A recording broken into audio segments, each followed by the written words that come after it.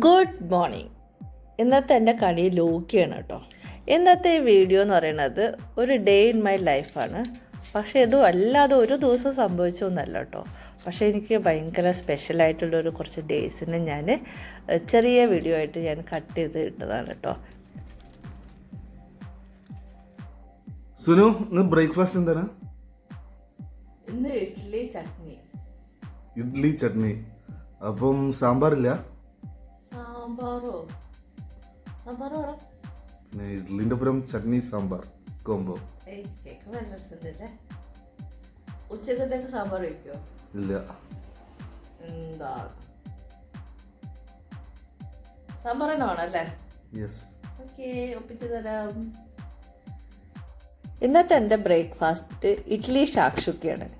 ഇങ്ങനെയുള്ള സമയം ഉണ്ടാക്കാൻ പറ്റിയ ഡിഷാണ്. ബാച്ചിലറായി താമസിക്കുന്ന ആൾക്കാർക്കും ഇഡ്ഡലി തട്ടും വേണ്ട എന്നാണ് ഈ റെസിപ്പിയുടെ ഒരു ഹൈലൈറ്റ്.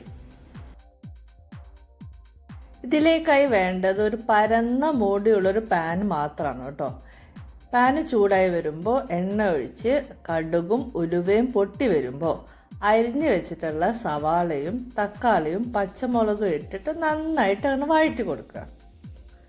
അതിലേക്ക് കായപ്പൊടി, മല്ലിപ്പൊടി, മഞ്ഞൾപ്പൊടി, സാമ്പാർ പൊടി ഇട്ടിട്ട് വീണ്ടും നന്നായിട്ടൊന്ന് വഴറ്റി കൊടുക്കുക.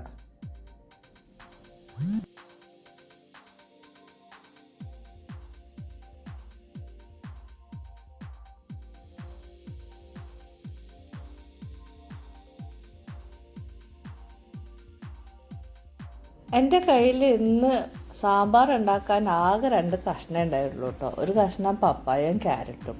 അത് രണ്ടും ഞാനിതേപോലെ ചെറുതാക്കി അരിഞ്ഞിട്ടിട്ട് ഇട്ട് കൊടുത്തു. പിന്നെ ഇന്നലത്തെ എൻ്റെ കറിയായിരുന്നു പരിപ്പ് കറി. അപ്പോൾ ആ പരിപ്പ് കറിയിലത്തെ ഒരു 2 സ്പൂണും ഇതിലേക്ക് ഒഴിച്ചു കൊടുത്തു. അതിലേക്ക് കുറച്ച് വെള്ളം, ഉപ്പ്, പുളിവെള്ളം ഇതെല്ലാം ഒഴിച്ചു കൊടുത്തിട്ട് നന്നായിട്ട് അങ്ങോട്ട് അടച്ച് വെച്ചിട്ട് അങ്ങോട്ട് വേവിച്ചെടുത്തു.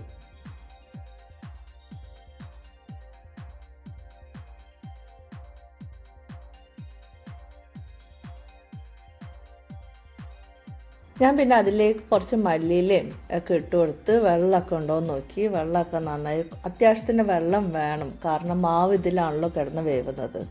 അപ്പോൾ വെള്ളമൊക്കെ ഒഴിച്ച് നന്നായിട്ട് തിളച്ച് കൊണ്ടിരിക്കുന്ന വെള്ളത്തിലേക്ക് വേണം, വെള്ളം എന്ന് വെച്ചാൽ സാമ്പാറിന് മിക്സ് കേട്ടോ, അതിലേക്ക് തിളച്ച് കൊണ്ടിരിക്കുന്ന വെള്ളത്തിലേക്ക് വേണം ഈ മാവ് ഇങ്ങനെ ചെറുതായിട്ട് നല്ല കുറച്ച് കട്ടിയിൽ തന്നെ ഒഴിച്ചു കൊടുക്കാനായിട്ട് കേട്ടോ. നമ്മൾ ഇഡ്ഡലിക്കൊക്കെ തട്ടിലൊക്കെ നമ്മൾ ഇടുന്ന പോലെ തന്നെ നല്ല കട്ടിയിൽ അങ്ങനെ ഒഴിച്ചു കൊടുത്ത് മേലെ കുറച്ച് മല്ലിയിലയും കൂടെ തൂകി അങ്ങ് അടച്ച് വെച്ചിട്ട് അങ്ങ് വേവിച്ചു.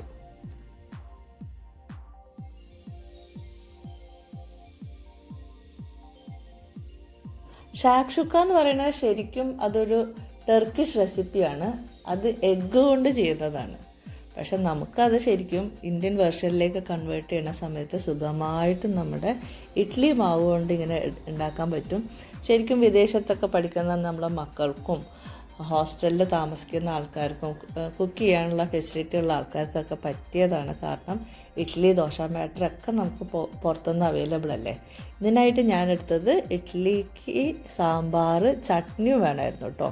വൈറ്റ് ചട്നി ആയിരുന്നു. അപ്പോൾ അതും ഒഴിച്ചു കൊടുത്തു. പിന്നെ അതിൻ്റെ മുകളിൽ ഞാൻ ജസ്റ്റ് ഗാർണിഷ് ചെയ്യാൻ വേണ്ടിയിട്ട് വറവ് ഇട്ട് കൊടുത്തു. അപ്പോൾ ഇതായിരുന്നു ഞങ്ങളുടെ ഇന്നത്തെ ബ്രേക്ക്ഫാസ്റ്റ് കേട്ടോ, ഇഡ്ഡലി ഷാക്ഷുക്ക. അത് കഴിഞ്ഞ് ഞാൻ ഷാർജ ബുക്ക് ഫെയറിൽ പോയിട്ടുണ്ടായിരുന്നു. ഇത് ഫ്രണ്ടും ഫാമിലിയും ആയിരുന്നു. അവരെ പറ്റിയിട്ട് ഞാൻ ഡീറ്റെയിൽ ആയിട്ട് പിന്നെ പറയാം. അപ്പോൾ ഷാർജ ബുക്ക് ഫെയറിൽ പോയ സമയത്ത് ഇത് എൻ്റെ ഫ്രണ്ടാണ് കേട്ടോ, ദീപൻ്റെ ബുക്കിൻ്റെ പ്രകാശനമായിരുന്നു. അത് കഴിഞ്ഞ് ലഞ്ച് കഴിക്കാൻ വേണ്ടി പോയപ്പോൾ അതാ ഹോട്ടലിൽ MA ബേബി സാർ ഉണ്ടായിരുന്നു. പിന്നെ സാറെ കണ്ട സ്ഥിതിക്ക് തന്നെ ഫോട്ടോ മാൻഡേറ്ററി അല്ലേ. UAE നാഷണൽ ഡേയുമായി ബന്ധപ്പെട്ടിട്ട് ഓർമ്മ നടത്തുന്ന ഒരു പ്രോഗ്രാമാണ് കേട്ടോ കേരളോത്സവം എന്ന് പറയുന്നത്. ഡിസംബർ 1-2 മിനിസ്റ്റർ റിയാസ് നാട്ടിൽ നിന്ന് വരുന്നുണ്ട്, സിത്താര കൃഷ്ണകുമാർ ഉണ്ട്, ആര്യ ദയാലുണ്ട്, പിന്നെ സച്ചിൻ വാര്യർ, ഐഡിയ സ്റ്റാർ സിംഗറിലെ വിന്നർ അരവിന്ദ്, മേതിൽ ദേവിക, അങ്ങനെ ഒരുപാട് ആൾക്കാർ പങ്കെടുക്കുന്ന ഒരു ഇവൻ്റാണ്. ഇതിൽ മെയിൻ അട്രാക്ഷൻ എന്ന് പറയുന്നത് മെഗാ തിരുവാതിരയാണ് കേട്ടോ. 500 ആൾക്കാരെ ചെയ്യണം എന്നൊക്കെയാണ് നമ്മൾ വിചാരിക്കുന്നത്. അതിൻ്റെ പ്രാക്ടീസ് സെഷനാണ് നടന്നുകൊണ്ടിരിക്കുന്നത്. പിന്നെയുള്ളൊരു പ്രത്യേകത എന്താണെന്ന് വെച്ച് കഴിഞ്ഞാൽ മട്ടന്നൂർ ശങ്കരൻകുട്ടിയില്ലേ, അവരുടെ മേളമുണ്ട്, 2 ദിവസം ഉണ്ടായിരിക്കും എന്നുള്ളതാണ്.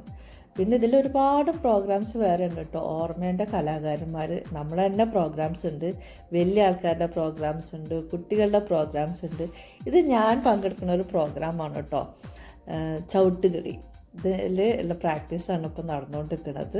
കുറേ ദിവസമുണ്ട്. പിന്നെ ഇത് മംഗലം കളീൻ്റെ പ്രാക്ടീസാണ്.